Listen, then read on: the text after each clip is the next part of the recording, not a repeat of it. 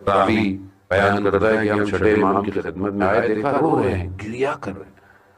جب وہ رو کر خاموش ہوئے تو ہم نے پوچھا مولا کیا بات ہے، خیریت ہے، کچھ ہو گیا؟ کہا نہیں، مجھے آخری زمانہ جو ہے وہ نظر آیا کہ اللہ کا ولی غیبت میں ہوگا اور لوگ اس طرح اس کا انتظار فرمائیں گے، کاش میں بھی اس دور میں ہوتا، میں بھی آخری کے لیے یہ کام کرتا۔ حضرت نہیں، ہر ولی آخری کے انتظار میں ہے۔ آج دنیا کو عدالت وہی دے سکتا ہے۔ ہم سب کہیں نہ کہیں مشکلات میں پھنسے ہوئے ہیں، دعا کریں کہ جب وہ ظہور فرمائے تو ہم اس قابل ہوں کہ اپنی چیزوں کو چھوڑ سکیں۔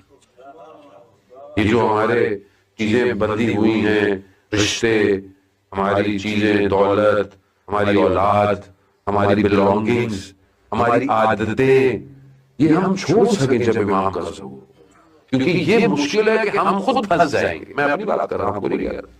کوئی نہ کوئی میری غلط عادت مجھے پھنسا دے گی، کوئی نہ کوئی غلط بات میری پھنسا دے گی، کوئی نہ کوئی کہیں نہ کوئی میری خواہش کہیں میرے رکاوٹ نہ آ جائے اور اللہ کا ولی اکیلا رہ جائے۔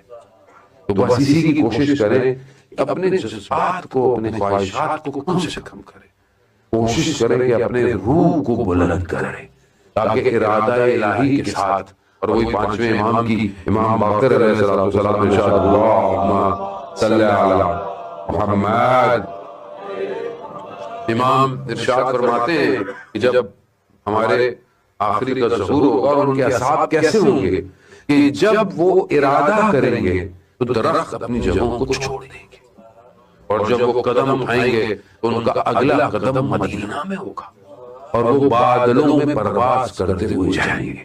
یہ کیسے ممکن ہے؟ کب ہوگا یہ؟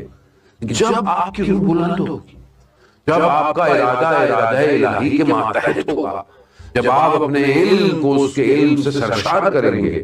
اور وہ کیسے ممکن ہے؟ جب تک ہم قرآن کو اپنی زندگی میں شامل نہ کریں۔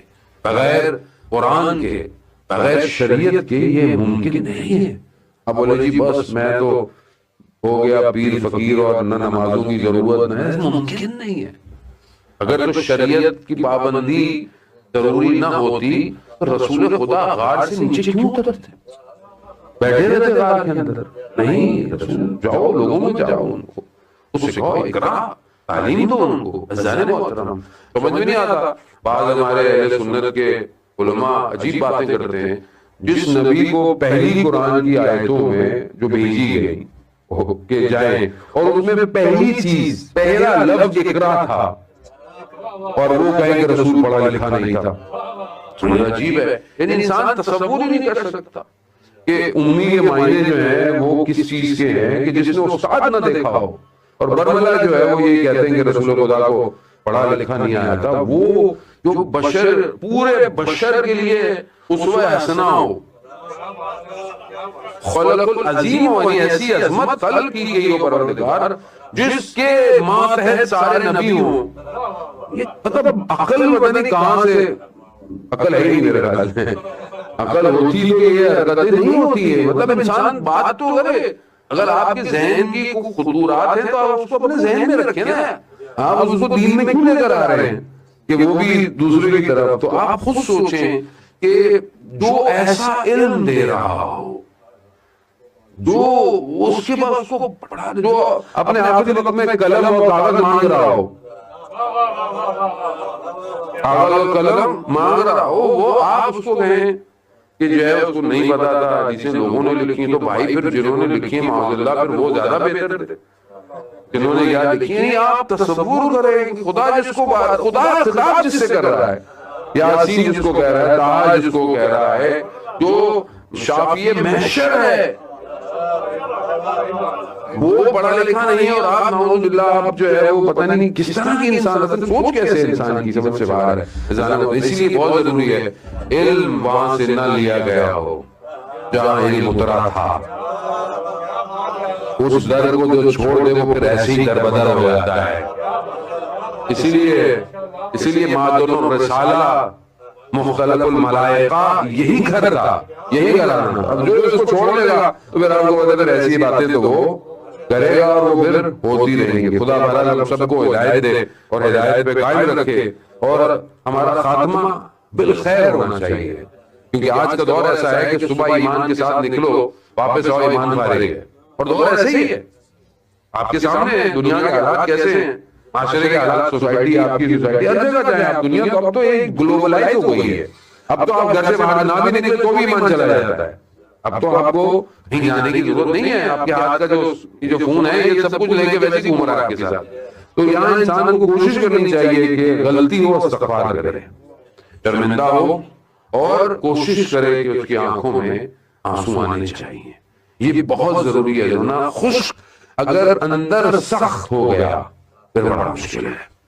اس کو ٹوٹنا بہت ضروری ہے. اور اگر آپ کی زندگی میں مشکلات آ رہی ہیں, پریشانیاں آ رہی ہیں اور آپ اللہ کے دروازے کی طرف آ رہے ہیں, آپ اپنے آپ کو خوش قسمت سمجھیں. آج کے دور میں اس کا مطلب ہے خدا نے آپ کو اکیلا نہیں چھوڑا. خدا وہ مشہور ہے نا لیلا اور مجنون, لائن میں سب کھڑے ہوئے, لیلا ان کے جاموں میں پانی بھر رہی ہے, سب اپنے اپنے ظرف لے کے کھڑے ہوئے. جیسی مجنون کی باری آئی اس نے اس کا ظرف توڑ دیا. تو وہ مجنون کیا کہتا ہے کہ میرے میں کوئی بات تھی ابھی تو لیلا نے میرا برتن توڑا ہے. تو اگر خدا آپ کا دل توڑ رہا ہے تو آپ میں کچھ ہے, کچھ ہے. تو بہرحال اس کا شکر کرے انسان کہ اللہ اس کو کسی نہ کسی مشکل میں ڈال رہا ہے. عزیزان محترم, بہرحال اس دعا کے ساتھ کہ پروردگار ایام کے صدقے, ہستیوں کے صدقے, پاک ہستیوں کے صدقے میں آئمہ کی جناب ابو طالب علیہ السلام, رسول خدا صلی اللہ علیہ وسلم, جناب امام جعفر صادق علیہ السلام کے صدقے میں پروردگار امام زمانہ کے ظہور میں تعجیل عطا فرما, ہمیں ان کے ناصروں, ان کے مددگاروں میں شمار فرما, امام کو ہمارے اعمال سے راضی فرما. پروردگار امت مسلمہ کو وحدت کے ساتھ امام کا انتظار کرنے کی توفیق عطا فرما. جو بھی جہاں مشکلات میں, خاص طور پر وہ امتیں جو مشکلات میں ہیں, فلسطین ہے, نظلوم ہے, لبنان ہے, پروردگار ان سب کی حمایت فرما. دشمن اگر ہدایت کے قابل ہے انہیں ہدایت عطا فرما, اگر ہدایت کے قابل نہیں انہیں کہتے کردار تک پہنچا. علماء کرام, مراجع کرام, خاص طور پر سید علی سستانی, سید علی خامنائی عبد اللہ اور تمام مراجع کرام, علماء کو طول عمر اور سلامتی عطا فرما. پروردگار آپ کی کمیونٹی میں آپس میں محبت اور اتفاق کی توفیق عطا فرما. آپ کے بزرگوں کا سایہ آپ پر قائم فرما. آپ سب کے میرے مرحومین کی مغفرت فرما. ان کو عالم برزخ میں جنت کے باغوں میں ان کی قبر کو باغ قرار دے. مولانا صاحب کی توفیقات میں اضافہ فرما. اسی طرح آپ کو دین اور سب کی دنیا کی اور جس طریقے سے تبلیغ ہے اس کی توفیقات میں مزید اضافہ فرما. پروردگار ہم خطاکار ہیں, گناہگار ہیں, ہمیں مرنے سے پہلے ہمیں توبہ کی توفیق عطا فرما.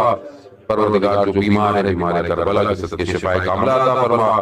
جو بے روزگار ہے رزق حلال عطا فرما. جو برسر روزگار ہے رزق میں ترقی عطا فرما. جو بے اولاد ہیں اولاد صالح اور نیک عطا فرما. پروردگار جو بے گناہ اسیر ہیں انہیں جلد سے جلد رہائی عطا فرما. ہمیں حج عمرہ اور زیارات کی توفیق عطا فرما. اللہم ارزقنا زیارت الحسین فی الدنیا و شفاعتہ فی الآخرہ. صلوات محمد و آلہ